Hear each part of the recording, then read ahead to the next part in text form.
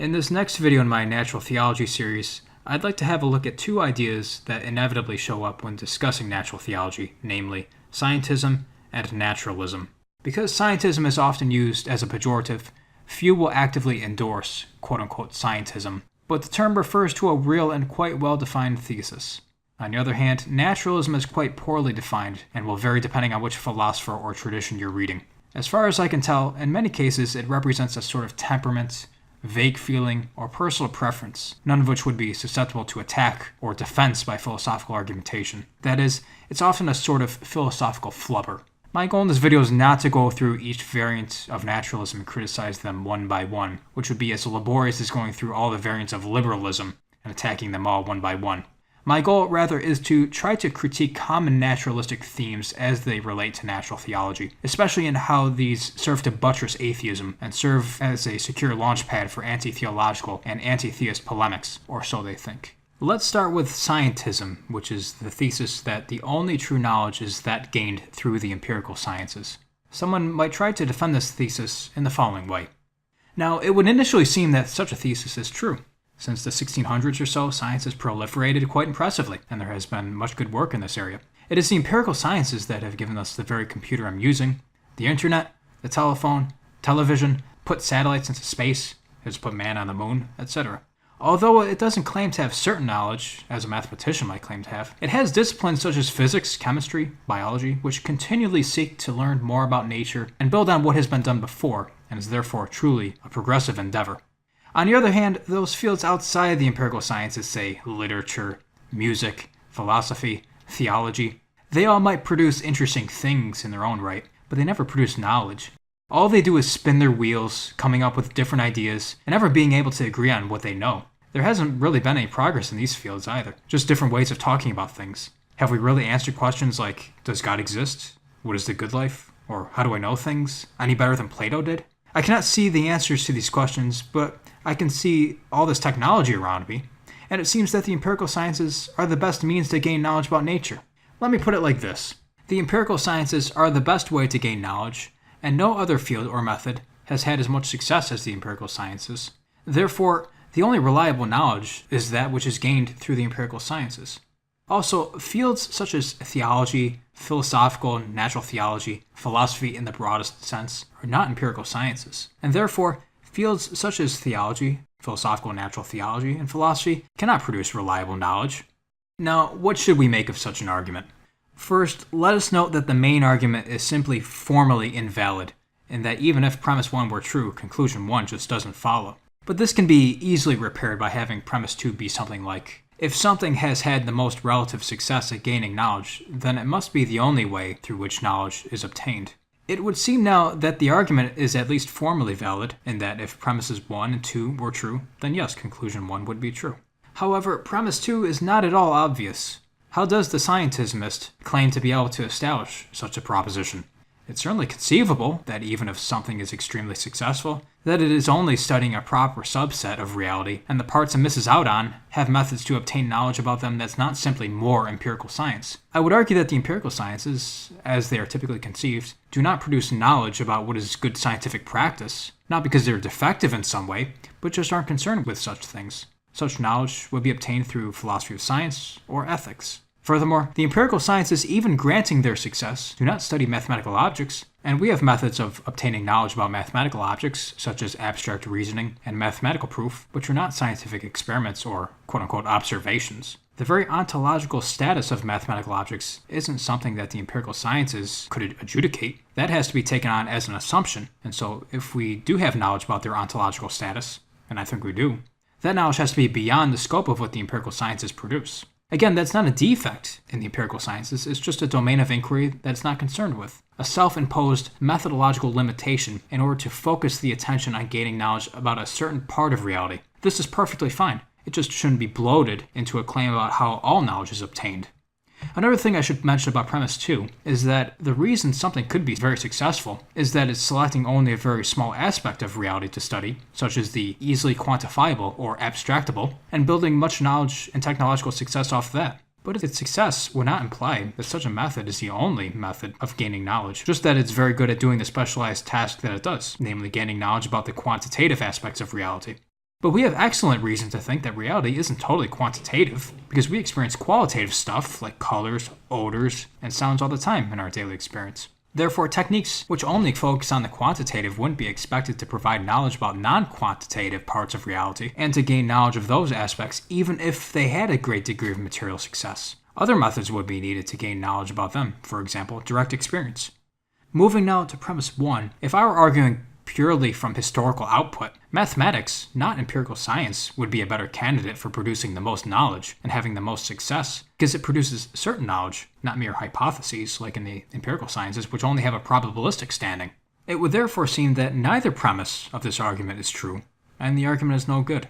Now, this is the main defense of scientism that I've seen, and you'll probably have seen, by appealing to the historical progress of science. And when we spell out what's going on line by line, this is seen to actually be a rather lousy argument. Suppose the scientismist conceded that the argument was no good, but instead chose to take on the scientific thesis as a sort of basic belief. Let's call the Thesis S for scientism. The only knowledge is that which is gained through the empirical sciences. Presumably, the person making this thesis claims to know this, and therefore, by his own thesis, must have gained this knowledge through the empirical sciences. But the empirical sciences do not, in fact, tell us that the only way to gain reliable knowledge is through the empirical sciences. There is no aspect of physics or chemistry or whatever that says the only way to have reliable knowledge is through the empirical sciences. To spell that out, first, if one knows S, then one must have learned this through the empirical sciences. Secondly, the empirical sciences do not, in fact, teach S, and therefore one could not have learned this through the empirical sciences. Conclusion, therefore, one cannot know S. Therefore, the statement is self-undermining, and there's no reason to take it seriously whenever such a person makes the claim, since they cannot really know this. The best they can do at this point is maintain it by the pure exertion of will, something they believe by way of seduction, not philosophical argumentation.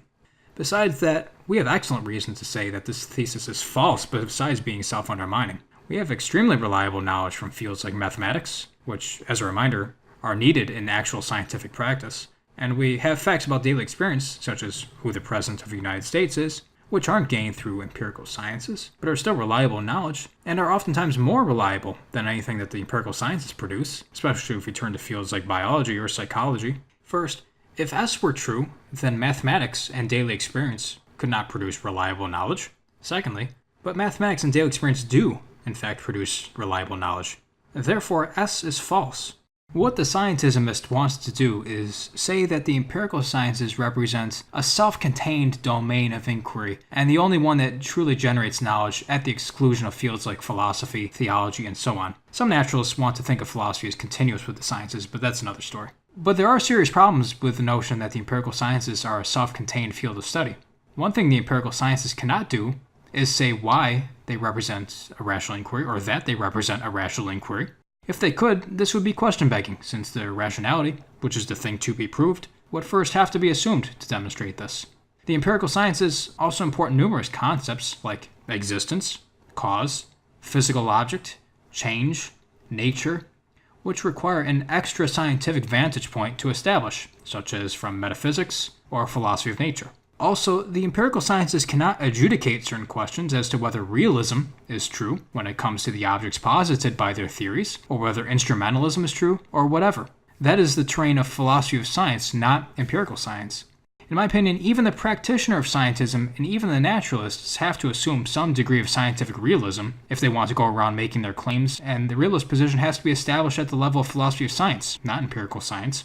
Furthermore, the empirical sciences cannot say whether realism in general is true or false, that is, whether there are abstract objects like universals, propositions, and so forth. That's another question which must be argued at the level of metaphysics, not empirical sciences. But it has bearing on what we're saying the empirical sciences are doing, whether they're studying real essences or natures, as would be suggested by realism, or radically individuated things with no common essence or nature going under a common name, as would be suggested by nominalism, or perhaps something else. Such questions are not in fact answered by the empirical sciences, and cannot even in principle be answered by the empirical sciences, because such questions are logically prior to any empirical investigation. That is, one must have an answer before he starts making claims on what exactly is the nature of his investigation and what he's bringing to the table. The only recourse for the scientismist at this point is to broaden out his conception of science so as to include fields like mathematics, philosophy, and even natural theology. But then his scientism simply has no teeth, and he can no longer dismiss these fields as unable to give us knowledge, which is something he wanted to do in the first place in order to rule out arguments in natural theology. Now, you might be saying to yourself, you're just attacking a position no one takes seriously, and no one actually believes. What kind of lunatic actually believes any of this? Alex Rosenberg is a naturalistic philosopher who draws out the consequences of this scientism and his particular variant of naturalism with brilliant clarity in his book entitled The Atheist's Guide to Reality: Enjoying Life Without Illusions. Now, this is a book atheists should definitely read because it does draw out the implications of many, if not what most of them believe, such as that the mind is the same thing as the brain, intellection or thought is a purely material or corporeal process, and that physics exhausts all knowledge. Rosenberg will lead you to the conclusion that given his scientism and all of the above assumptions, you strictly speaking don't exist as the thinking self that you think you are, that you have no free will, that one has to be a nihilist, and other bizarre conclusions. Perhaps the most bizarre conclusion of this position is that the very thoughts you're having right now aren't really about anything, in that there is no original intentionality or directedness of your thoughts toward things beyond themselves. For example, my thinking about the copy of Rosenberg's book that's sitting somewhere in my apartment actually being about that book, as opposed to, say, actually being about Lawrence Krauss's book. Why, quote-unquote, believe any of that if you're a scientism, or if, quote-unquote, you are sold on Rosenberg's naturalism?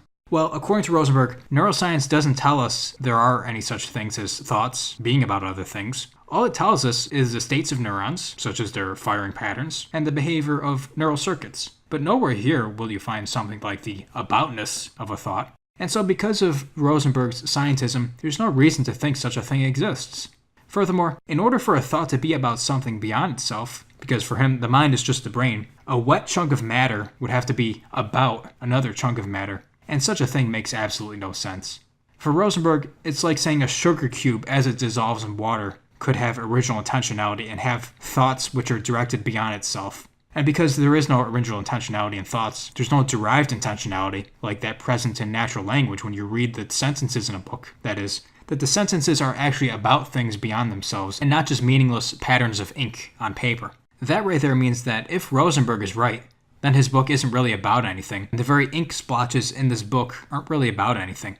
That also means that if his book was really about Rosenberg's naturalism and scientism, then Rosenberg's naturalism and scientism are false. You might be thinking, I clearly do have thoughts that are about things, and I also have the ability to not only think about other things, but think about my own thinking. But you see, you naive anti-naturalist, this is just an illusion. You think you're having thoughts that are really about things, but that's just an illusion, ignoring the fact that even an illusion would be a sort of intentional state. Quote-unquote you might be, quote-unquote, thinking that if one is going to buy these bizarre conclusions, one should have a pretty powerful argument for scientism, supposing one could actually do something like reason through a syllogism on his naturalism. But I encourage you to read chapter 2 of the book, and you'll see it's just the very same weak appeal to the historical progress of science we were talking about before. In my opinion, the conclusions that Rosenberg draws are manifestly false, and therefore the assumptions that lead to the conclusion, his scientism and his naturalism, are false. Rosenberg takes the book to be a demonstration of these bizarre conclusions, because he's convinced that scientism and his particular naturalism are true, whereas I'm convinced that he's just given a reductio ad absurdum of scientism and his naturalism. What his book also shows are the sorts of preposterous conclusions one is led to on a materialistic and a reductionistic view of the mind, which is something most atheists probably already believe, thinking it's just common sense, where the mind just is the brain. In my view, this is all utter nonsense, and it's actually demonstrable, not only through the incoherent self-positions like Rosenberg's, but that to properly have intellection is to entail the taking up of a form without becoming an instance of that form. For example, in the case of triangles, to possess the form of triangularity without actually being a triangle. In other words, I don't become a triangle once I've intellectually grasped what a triangle is formally. Now, no purely material thing could take up form in this way without actually becoming an instance of it, like an actual triangle. Therefore, the intellect cannot be a material or corporeal faculty, and therefore it's an incorporeal faculty of the soul or psyche. That's something I'll go through in future videos, but I claim that the immateriality of our intellectual faculty, which is a faculty of the human soul, is something that can be demonstrated through philosophical argumentation like the previous argument. The immateriality of these faculties does also imply that we have immortal souls, something else I claim is known through philosophical demonstration, since immaterial things do not corrupt upon death. But I'm getting ahead of myself. We'll talk about that when we talk about the faculties of the psyche. Let's move on to some criticism of naturalism. Now, as I was saying before, the term naturalism doesn't have a fixed meaning in philosophy, and so you'll find variations of it depending on which author you read. Some having rather extreme philosophical commitments, as you see Rosenberg have, or perhaps the eliminative materialists like Paul and Patricia Churchland, where their naturalism almost amounts to an intellectual suicide in the way they try to expunge things like beliefs and desires in the name of exterminating all references to quote-unquote folk psychology. This is all complete lunacy, but that's a story for another day. On the other hand, some naturalists are rather timid and prefer to stick to theses like methodological naturalism. Being a vague term, all I can do is point to common ideas which most naturalists seem to share. Naturalism, as I understand it, is a desire to make philosophy and science continuous, or in many cases to view philosophy as merely doing a sort of analysis of what's going on in the sciences, seeing how everything hangs together there, and being a handmaid of the sciences. In this way, it would seem that much of philosophy just becomes a sort of philosophy of science. No one is bound to see philosophy as essentially doing that, and I certainly don't think it is. Much of this is just an inclination these guys have. Another sort of inclination these naturalists tend to have is one that's against metaphysics, and also against what I call philosophy of nature, and anything resembling first philosophy. Naturally, this thesis makes them my enemy, since I am very concerned with metaphysics and first principles, and in fact I think this, along with philosophy of nature, are the most important areas of inquiry and things everyone needs to be thinking about. Another idea these guys usually share is that nature is a causally closed, self-contained system without any higher causes such as sustaining ontological causes, which is actually a metaphysical thesis insofar as it's making a statement about the way reality really is. This thesis entails that God does not exist, or if God does exist, then God is somehow causally detached from nature. Either of these two implies that miracles are impossible, insofar miracles are understood to be things which are directly caused by God, and not things that occur in the ordinary operation of nature. This all means that for many of these naturalistic projects to be correct, it would have to be the case that either atheism is true or some sort of deism is true. This entails that any argument for classical theism, such as those I presented in part 1, 2, or later on in this series, are also arguments against naturalism. This also means that if there are any actual miracles, and I believe there are, then naturalism is false. That's something I'll just point out and not defend here because it takes a ton of background and argumentation to talk about miracles at all. As far as I've laid out the ideas above, those are just claims, and there's no reason to think any of them are actually true beyond the workings of the imagination. And it's very difficult to find decent arguments for these claims that aren't just question-begging, or anything more than a vague appeal to the success of science that we already went through above. For many, it seems that what they truly desire is to marinate in the technological successes of science, and inflate all this into a whole worldview beyond its specialized applications. There also seems to be an epistemological thesis among naturalists, in that naturalism entails that all knowledge comes by way of the scientific method. This too is another one of those self-undermining theses, since if someone claims to know this, by the very thesis, he must have gotten this knowledge through the scientific method. The scientific method, if that term means anything, does not say that all knowledge is gained through the scientific method. He could not possibly claim to have knowledge of such a thesis. We have very good reason for thinking we can get knowledge through means in addition to the scientific method, such as mathematical truths and truths about our daily experience, which are much more certain than anything going on in physics. Again, you could broaden out the scientific method so far as to pull all the teeth out of this thesis and just make any form of reasoning or explanation to be an instance of the scientific method. This sort of thesis is both self-undermining and false, so there's no reason for anyone to take it seriously. Furthermore, the scientific method doesn't establish what a good scientific method even is, or which methods are appropriate or inappropriate to a subject area, or gives us knowledge about what the scientific method even is. That's under the purview of philosophy of science, and so the epistemic thesis is wrong. Let's go back to some of the metaphysical claims that naturalists often make, because these too can be refuted.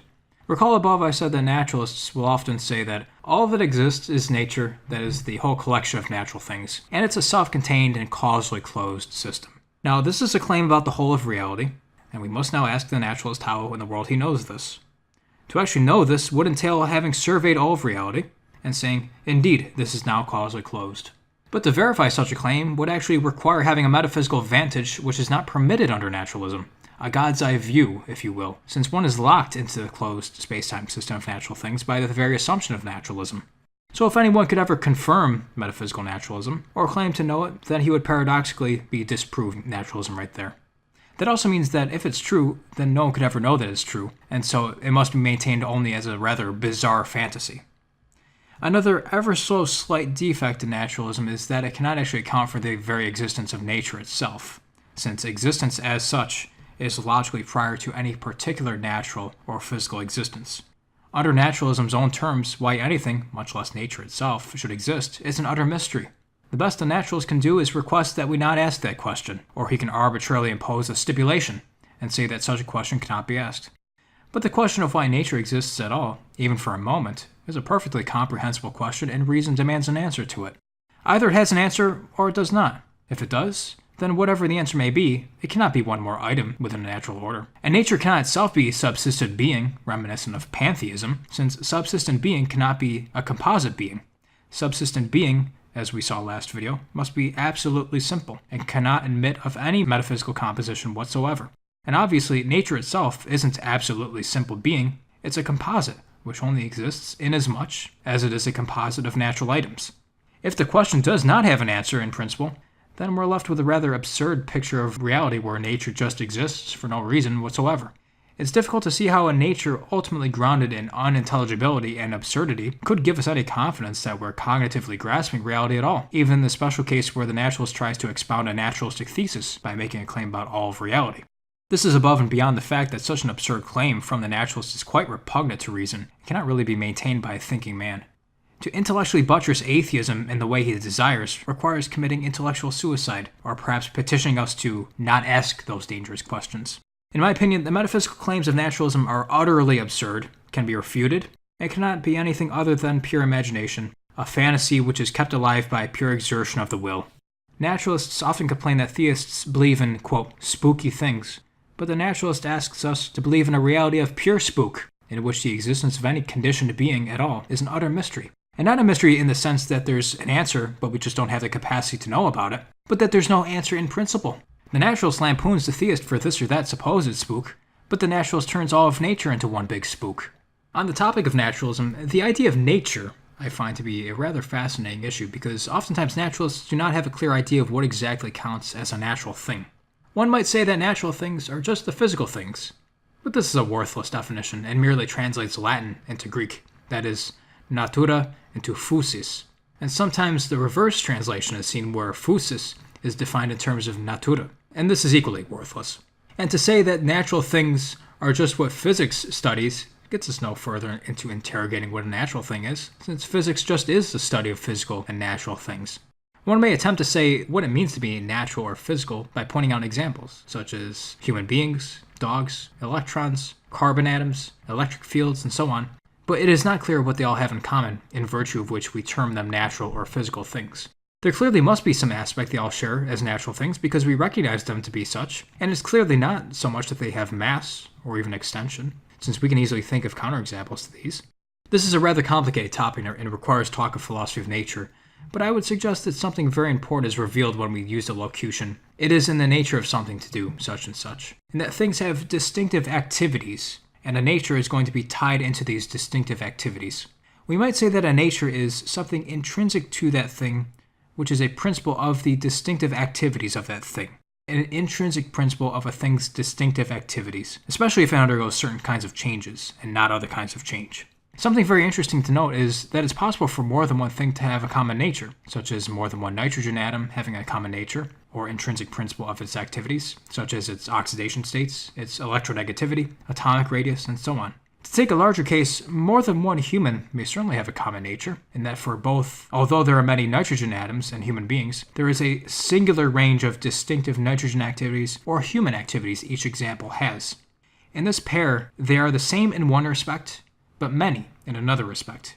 What unites them is their nature. They are the same when viewed through that aspect, but they are two different instantiations of that common nature, two instances of an active existence being joined to a nature. Now, because we can talk about nitrogen and not merely this or that nitrogen atom, to get beyond individuals and talk about nitrogen means we can make statements about natures without referring to individual acts of existence of nitrogen. Such is what makes things like chemistry as a science possible, that we can intellectually take that step going from individuals to natures. In much the same way, we can move beyond individual humans and talk about human nature, or the psyche or soul, when we talk about psychology. We see that this intellectual extraction of natures from individuals and drawing a distinction between natures and active existences of those natures is actually what makes many of the natural sciences possible in the first place, as opposed to a haphazard talking about individuals, which may not have anything in common, in which case you couldn't ever really talk about nitrogen or human nature, you'd be stuck talking about individuals. This might remind you of what I was arguing for in part 2 in the argument from the essence-existence distinction. Here I'm just implying the same ideas to common natures being instantiated. Now, there must be a real distinction between nature and existence, just as there is between essence and existence, because if there were not, it would be possible to deduce existence by knowing a thing's nature, but such a thing is not possible. Knowing human nature does not grant you any knowledge about existing humans, nor does knowing the nature of nitrogen and its activities give you any knowledge about existing nitrogen atoms. Individual instantiations of a nature must be caused to exist, just like we were saying essences must be conjoined to acts of existences in that argument in part 2. By a very similar argument, changing what has to be changed in that argument, the ultimate cause of any individuation of a nature at all, at any moment at which it may exist, must be that in which nature is not distinct from its existence. That is, its nature just is its existence. It cannot be the case that all there is things which have a nature, in the sense of an instantiation of a nature. There must be something whose nature just is its existence. Now, if it's just something's nature to exist, its existence is subsistent, for if it were not subsistent, it could possibly go out of existence, and that would contradict what it is, which is existence itself. So this thing I'm talking about, whose nature just is its existence, is subsistent existence itself, or ipsum esse subsistence from part 2. Just as mobile being is ultimately grounded in that which is immobile, which is pure actuality, as we see in the argument from change/motion in part 1, the existence of natural things has to be grounded in that whose nature is just to be, which is subsistent existence itself. So we find that when we reflect on the meaning of something being natural, we find that the metaphysics of the naturalist is incomplete, and the being of natural things has to ultimately be grounded in that whose nature is being. That's all for this video. I thank you for watching, and I hope you'll join me for a part 4 in this series.